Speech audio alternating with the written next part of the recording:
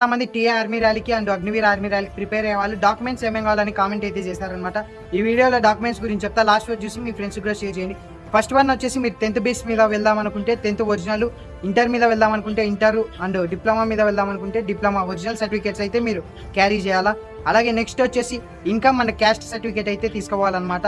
దాని తర్వాత village character certificate and unmarried certificate అనమాట. నెక్స్ట్ వచ్చేసి డొమెషియల్ అండ్ లేదా రెసిడెన్షియల్ సర్టిఫికేట్ అయితే మీరు తీసుకోండి. తెలంగాణ ఏపీ వాళ్ళు డొమెషియల్ సర్టిఫికేట్ లేదని చాలా మంది అంటున్నారు అనమాట. మీరు రెసిడెన్షియల్ సర్టిఫికేట్ అయినా ఖచ్చితంగా తీసుకోవాలి. నెక్స్ట్ వచ్చేసి పోలీస్ క్యారెక్టర్ సర్టిఫికేట్, అఫిడేవిట్ అనమాట. మీరు అఫిడేవిట్ లాయర్ దగ్గర అయితే దొరుకుతుంది.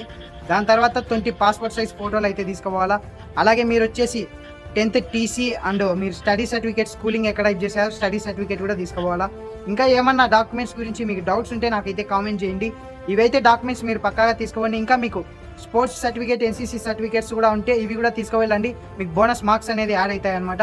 ఇంకా మీ ఫ్రెండ్స్ ఎవరైనా టీఏ ఆర్మీ ర్యాలీకి ప్రిపేర్ అవుతుంటే ఈ డాక్యుమెంట్స్ వీడియో వాళ్ళకి షేర్ చేయండి.